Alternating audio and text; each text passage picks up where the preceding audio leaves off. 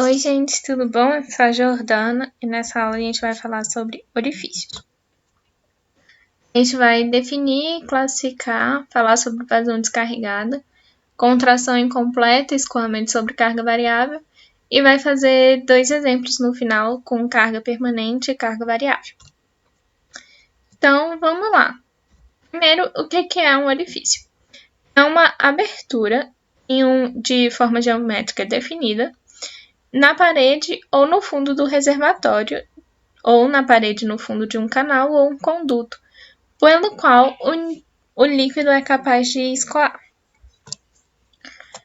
Eles podem ser classificados de acordo com a forma geométrica, circular, retangular ou triangular, de acordo com a orientação do plano, então pode ser vertical, horizontal ou inclinado, e em relação à dimensão vertical do orifício e a distância entre a superfície e a linha do centro do orifício. Pode ser pequeno. Quando os orifícios pequenos você não vai ter uma variação na carga. E orifícios grandes são orifícios onde são tão grandes, onde você pode considerar que tem uma diferença na carga do início e a carga final, no final do orifício. Os orifícios pequenos. É dada a vazão que passa por eles, é dada por essa fórmula, onde A é a área do orifício, G é a aceleração da gravidade e H é a carga onde que está submetida o orifício. CD é um coeficiente de vazão. Esse coeficiente de vazão é uma relação do coeficiente de contração e o coeficiente de velocidade. Bom, ele vai representar uma redução na capacidade de vazão do orifício devido à perda de energia e à contração da seção. Bom, isso ocorre por quê? Porque quando você está chegando próximo de um orifício, o fluido tem as suas linhas de velocidade, certo? Quando está próximo do orifício, essas linhas de velocidade vão se concentrar para poder passar por ele. Essa concentração vai levar à perda de energia. Consequentemente, você tem uma diminuição na capacidade de vazão que passa por aquilo. Ele é obtido experimentalmente e pode ser obtido através dessa tabela que relaciona a carga e o diâmetro do orifício. Bom, orifícios afogados. Eles são afogados quando você tem líquido dos dois lados cobrindo o orifício, certo? A água vai tender a sair desse nível de maior energia para esse nível de menor, que se você colocar, se aqui, por exemplo, tivesse uma parede que fechasse os dois, ao longo do tempo isso daqui tenderia a se igualar. Só que, sei lá, se é alguma outra coisa natural, onde você sempre tem essas linhas por algum motivo, então vai continuar sempre havendo esse movimento nessa direção. Bom, dessa forma, os orifícios afogados, a vazão deles é dada por aquela fórmula onde a H, que é a carga do orifício, é H1 do nível maior menos H2, que é o nível menor. Orifícios grandes. Como eu falei, são orifícios onde a dimensão vertical é grande. Então, o nível superior do orifício está a uma carga menor do que a carga no final do orifício. Aí vocês podem falar, mas isso também acontece nos orifícios pequenos. Porque, por exemplo, aqui a carga, obviamente, é diferente da carga que está aqui.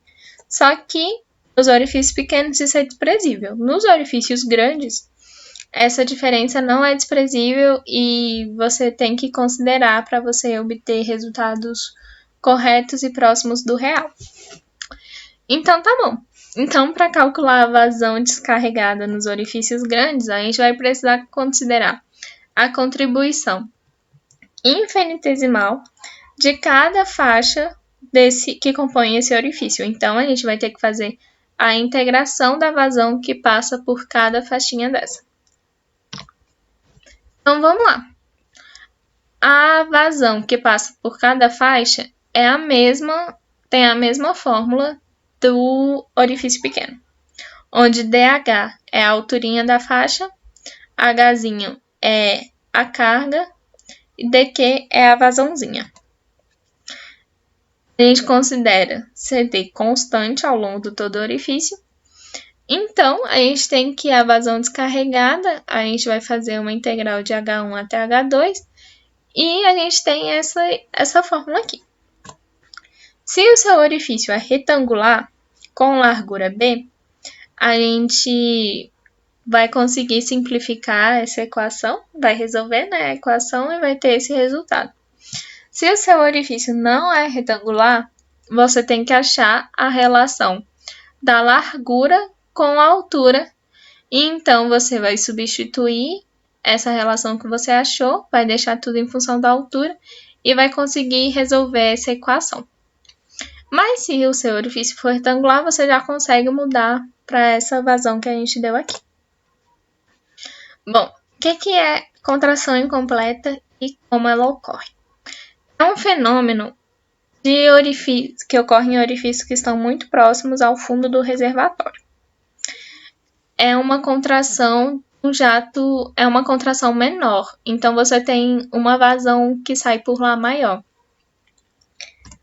Então, se isso acontece geralmente em orifícios onde a distância até o fundo do reservatório é inferior ao triplo do diâmetro do orifício. Então tá lá, você tem um determinado orifício que não está exatamente no fundo, mas está próximo do fundo a menos de 3 vezes o diâmetro. Então, é um orifício onde vai acontecer a contração incompleta. Nesse caso, a gente tem que majorar o coeficiente da vazão, porque a vazão que vai passar por ele é maior, e você vai corrigir esse valor de CD através dessas fórmulas. Aqui para orifícios retangulares e essa para circulares, onde K é a porcentagem do perímetro do orifício sujeito à contração incompleta. Bom, uma coisa que acontece muito é o escoamento sob carga variável, porque às vezes o reservatório não se mantém com nível constante ao longo do tempo. Então, por exemplo, você tem uma caixa d'água que está sendo esvaziada.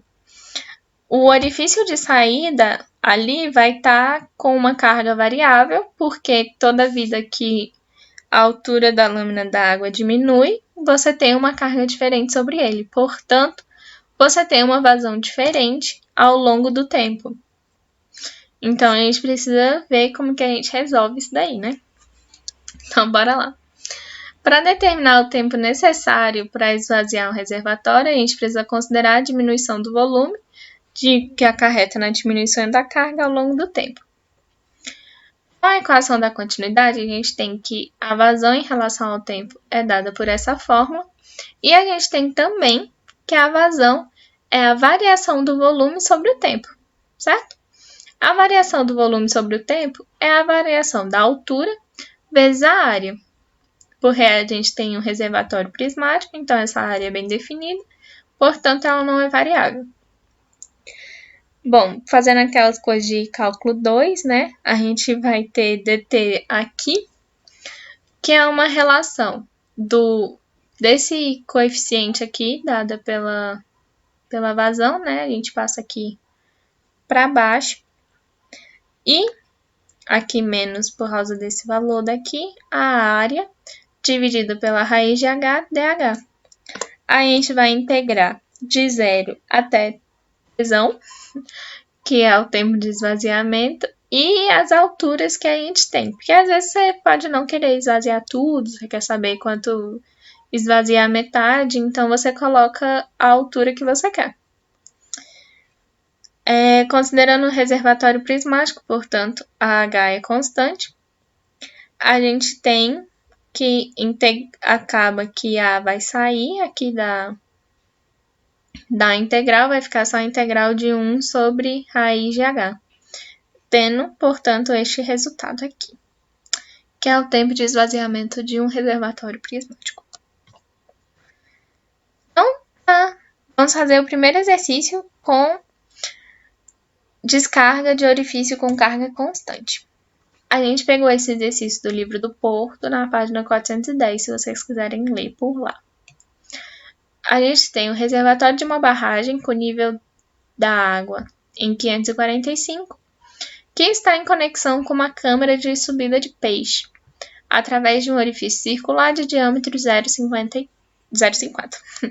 Essa câmara descarrega na atmosfera por um outro orifício circular de diâmetro D2, 0,70, com centro na cota 530.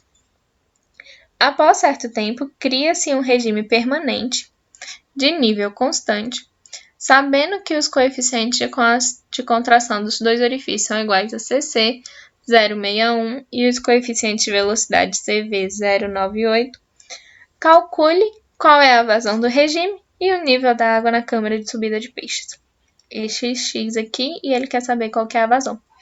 Eu sugiro que vocês tentem resolver e só depois vejam a nossa resolução. Tá, como é que a gente resolveu?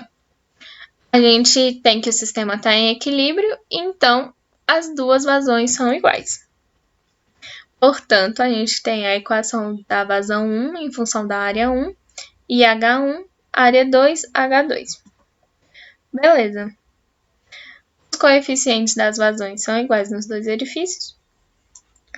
O primeiro orifício é afogado. Então, aqui, a gente tem essa formulação, a gente já cortou as coisas que são iguais. CD dos dois lados e 2G, que a gente não precisa usar. Ficando com essa forma. Como o orifício 1 é afogado, a gente tem que a carga nele é 545 menos x, que é o nível da água. E no 2 é x menos 530, que é o nível onde está o orifício. Então, a gente tem que achar o valor do x, certo? Pi a gente corta dos dois lados, esse 4 também. Aqui, colocando ao quadrado, a gente tem esses valores. A gente passa dividindo aqui, coloca isso daqui ao quadrado para assumir com essa raiz. A gente tem que isso daqui ao quadrado é 0,2603. Então, a gente vai pegar esse 0,545 menos x, vai multiplicar por isso. E aí, depois a gente vai isolar o valor do x aqui embaixo. E, portanto, a gente consegue achar o valor do x igual a 533,10 metros. Ai, cansei. Como a vazão descarregada é encontrada só substituindo o valor do x na equação da vazão. Então, a gente vai pegar esse valor e vai substituir na vazão que a gente tem, que é CD, a área raiz da carga, né? H1. Como a gente está usando aqui os valores, que é o CC, CV, a área a gente usou os valores do diâmetro 1, portanto, a gente tem que pegar 545 menos 533, obtendo a altura da carga no orifício. A gente acha que a vazão 1 é igual a vazão 2, igual a 1,8 metros cúbicos por segundo. Agora, o exemplo 2, a gente vai resolver um exercício com carga variável. A gente pegou do livro do Porto também, página 412. A gente tem um reservatório de forma cônica, em que a área superior vale S, e a área do orifício do fundo é S0. A gente vai ter um coeficiente de descarga, supostamente constante, igual a CD. Qual o tempo necessário para o esvaziamento total desse reservatório? De novo, eu espero que vocês deem uma pausa e só depois olhem a nossa resolução. Vamos lá. Como que a gente resolve? A gente tem um reservatório cônico com uma carga diminuindo à medida que é esvaziado. Por esse motivo, a gente vai utilizar a integral para calcular o tempo de esvaziamento. Aqui de H1 até H2, AH e raiz de H. A gente tem que CD, A0 e G são constantes dadas. Esse A0 aqui é a área do orifício.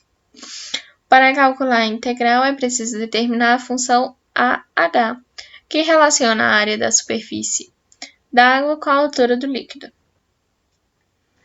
E eu acho que a parte mais complicadinha do exercício é encontrar qual que é essa função aqui. Bom, a gente sabe que a área do círculo é πr ao quadrado, certo? E que o raio se relaciona com a altura, certo? Aqui a gente tem o raio maior. Quando a gente tiver em metade da altura do cone, a gente vai ter metade do raio. Então, o raio se relaciona de maneira linear com a altura. Portanto, a gente pode escrever que a área pode ser da seguinte forma. É uma relação K, que é a constante de proporcionalidade, vezes H ao quadrado. Tá, mas como que a gente vai achar qual que é esse valor de K? A gente tem uma área, que é a área S, que é a área maior, certo? Então, a gente tem que K ao quadrado vezes a altura maior ao quadrado é igual a S. Passando para o outro lado, a gente tem o valor de K. Substituindo aqui, a gente tem a função da área. Então, a gente vai pegar a integral que a gente tinha montado de H até 0, vai substituir o valor da área que a gente encontrou, aquela relação aqui. Como S e H ao quadrado são constantes, eles saem, ficando uma integral só do H ao quadrado, raiz de H dH. Essa integral é bem simples, né? Então, a gente resolvendo tem esse resultado aqui, em função do H. E só arrumando os coeficientes para ficar bonitinho, aqui, né, esse H, a gente vai ter no final este resultado, que é o tempo de esvaziamento do reservatório. É isso, gente. Espero que vocês tenham gostado. Qualquer dúvida, é só mandar para o petenqunb@gmail.com.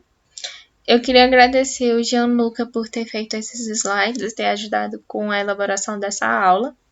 Queria pedir para vocês compartilharem, deixarem o like e se inscreverem no canal, que, né, falando para os seus amigos, podem ser que ajudem eles na matéria também.